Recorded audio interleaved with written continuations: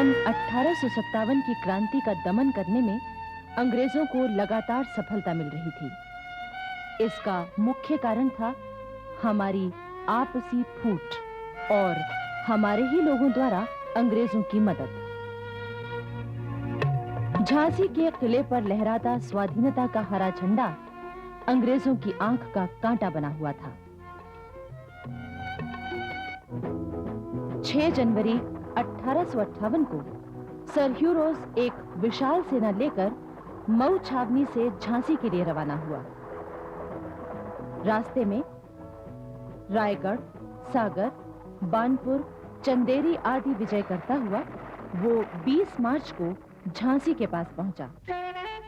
झांसी में उस समय मध्य भारत के क्रांतिकारियों का केंद्र था और रानी लक्ष्मीबाई के साथ आसपास के अनेक वीर क्रांतिकारी मौजूद थे। रानी लक्ष्मीबाई को जैसे ही सर ह्यू रोज के आने की खबर मिली, उन्होंने झांसी के आसपास का तमाम इलाका खाली करवा दिया, जिससे शत्रु को रसद आदि न मिले।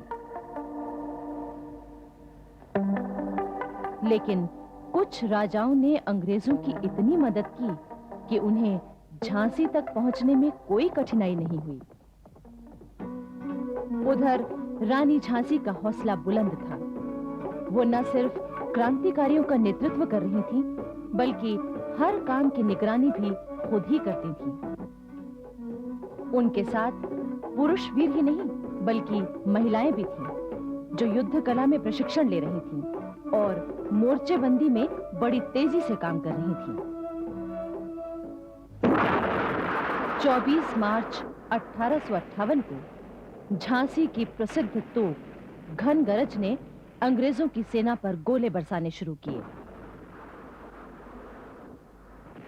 25 मार्च को अंग्रेजों ने भी जवाबी हमला किया। 26 मार्च को कंपनी की सेना ने शहर के दक्षिणी फाटक पर इतनी जबरदस्त गोलाबारी की कि झांसी की तोपों को ठहर जाना पड़ा। तब पश्चिमी फाटक के तोपची गुलाम गौस खां ने अपनी तोप का मुंह अंग्रेजी सेना की ओर कर दिया। गुलाम गौस खां की गोलंदाजी के सामने कंपनी की सेना नहीं ठहर सकी और उसकी तोपें चुप हो गईं। गुलाम गौस खां की इस बहादुरी से खुश होकर रानी ने उसे सोने का कड़ा इनाम दिया था।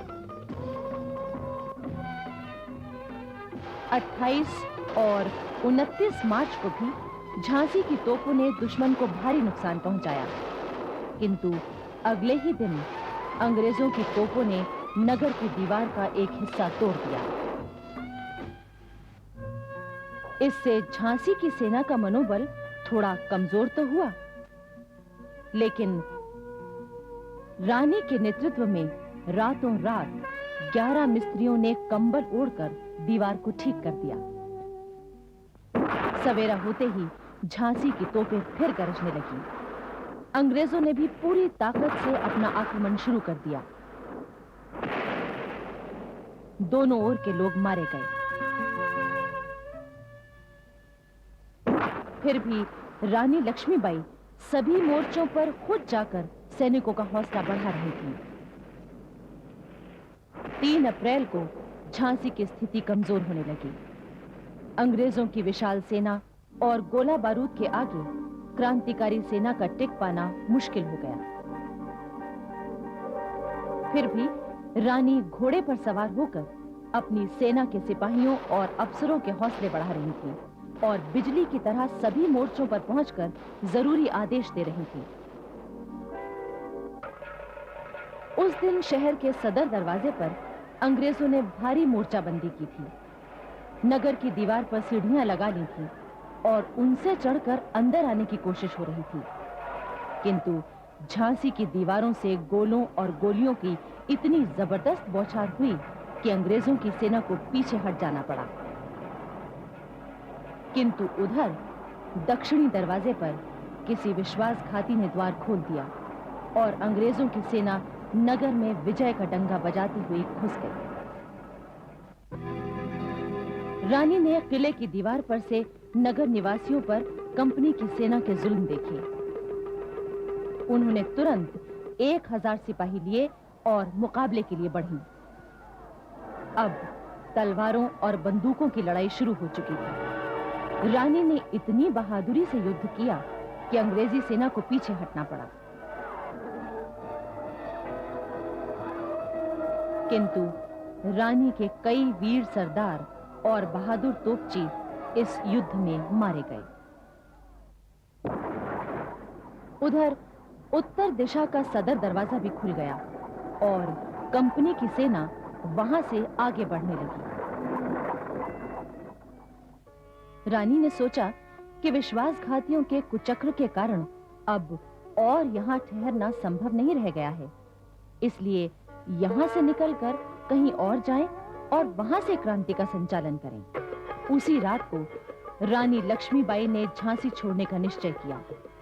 उनकी 2 सहेलियां सुंदर और मुंदर और 10-15 सवार भी उनके साथ जाने को तैयार हो गए। आधी रात के समय रानी ने अपनी पीठ पर दत्तक पुत्र दामोदर राव को बांधा और किले की दीवार से हाथी की पीठ पर कूद पड़ी। उनका प्यारा सफेद घोड़ा तैयार था, साथ जाने वाले वीर भी तैयार थे। अब रानी कालपी की ओर बढ़ी। उधर लेफ्टिनेंट बोकर को जैसे ही पता लगा, उसने रानी का पीछा किया। सवेरा होने तक रानी मांडेर गांव पहुंची, जहां दामोदर राव को दूध पिलाया, किंतु तब तक पीछा करते हुए लेफ्टिनेंट बोकर के आने की खबर मिली। जब लेफ्टिनेंट बोकर और रानी का आमना सामना हुआ तो रानी ने अपनी तलवार के एक ही वार से उसे मार गिराया। अंत में उसके साथी भी सिर पर पैर रखकर भागे। सारा दिन और आधी रात तक लगातार दौड़ता हुआ रानी का घोड़ा कालपी पहुंचते पहुंचते ही गिरकर मर गया। रानी को इससे बहुत दुख हुआ।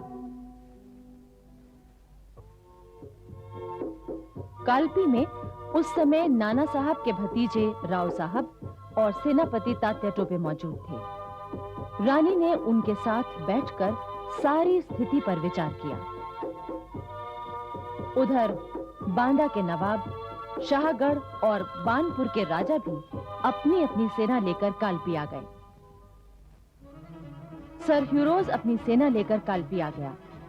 वहां रानी के नेतृत्व में क्रांतिकारी सेना ने घमासान युद्ध किया। अंग्रेजों की सेना के हौसले कमजोर पड़ गए, किंतु उन्होंने संगठित होकर फिर से हमला किया और क्रांतिकारी सेना को हारकर पीछे हटना पड़ा। 24 मई को कंपनी की सेना ने कालपी में प्रवेश किया। रानी लक्ष्मीबाई अपने साथियों को लेकर कालपी से निकल गईं। उधर तात्या टोपे चुपचाप ग्वालियर पहुंचे और सिंधिया की सेना तथा ग्वालियर की जनता को क्रांति सेना का साथ देने के लिए तैयार कर लिया। गोपालपुर में तात्या टोपे ने रानी लक्ष्मीबाई और राव साहब को बताया कि ग्वालियर की सेना की मदद से हम कंपनी की सेना को हरा सकते हैं।